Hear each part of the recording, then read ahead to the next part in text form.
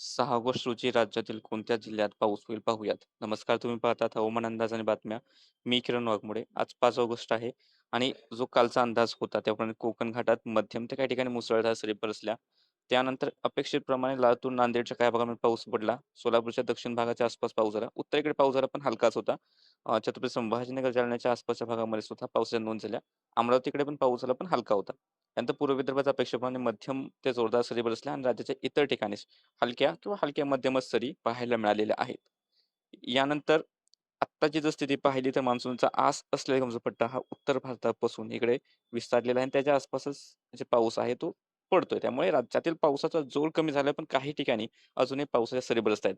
उद्या दुपारनंतर उत्तरेकडचे कोरडे वारे उत्तर कोकण, उत्तर महाराष्ट्राकडे वाढतील आणि परवापासून अजून बराचसा भाग ते कव्हर करतील. त्यामुळे जो काही थोडाफार पाऊस होतोय तो कमी होऊन ढग गायब होतील बऱ्यापैकी आणि ऊन चांगल्या प्रमाणात आपल्याला पाहायला मिळणार आहे.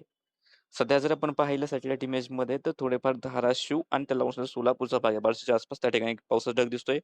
त्यानंतर इकडे रत्नागिरीचा थोडाफार भाग आहे. या ठिकाणी सुद्धा थोडा पावसाचे ढग आहेत. रायगडकडे थोड्याफार प्रमाणात पावसाचे ढग आहेत.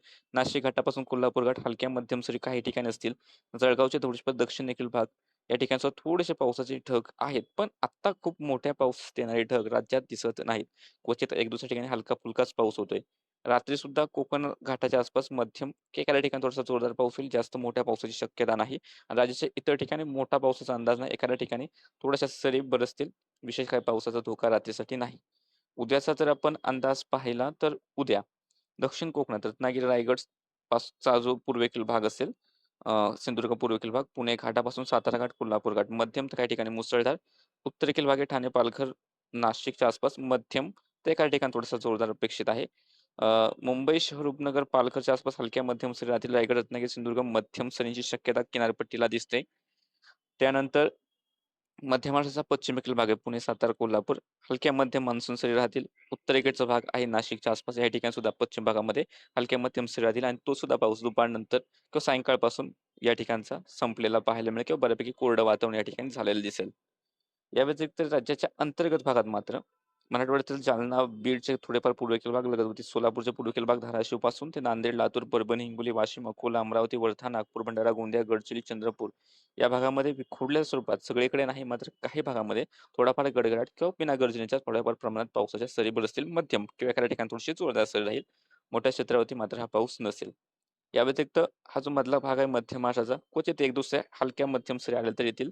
जास्त शक्यता या मधल्या भागामध्ये सध्या दिसत नाही आणि जसं सांगितलं की उद्यापासून कोरडे वारे वाहतात. परवापासून ते वारे अजून जास्त प्रमाणात वाहतील आणि बऱ्याच भागांमध्ये चांगलं ऊन आपल्याला पाहायला मिळणार आहे. हवामान विभागाचा इशारा पाहिला तर त्यानुसार पुणे घाट, सातारा घाट आणि रायगड मुसळधार ते अतिमुसळधार पावसाचा ऑरेंज अलर्ट आहे. नाशिक घाट, ठाणे, रत्नागिरी आणि कोल्हापूरच्या घाटाचा भाग मुसळधार पावसाचा येलो अलर्ट. पुणे पूर्व, अहिल्यानगर, छत्रपती संभाजीनगर, जळगाव, धुळे, नंदुरबार, नाशिक पूर्व, बीड, धाराशिव, लातूर, नांदेड, हिंगोली, परभणी आणि जालना या ठिकाणी हलका मध्यम पाऊस किंवा गर्जना होण्याची शक्यता तर राहिलेल्या उर्वरित ठिकाणी ज्या जिल्ह्यांची नाव घेतली आहेत त्या ठिकाणी हलका किंवा हलका मध्यम पाऊस होईल अशी शक्यता हवामान विभागाने वर्तवली. या अपडेटमध्ये इतकंच. असेच अंदाज पाहण्यासाठी चॅनलला सबस्क्राईब करून ठेवा.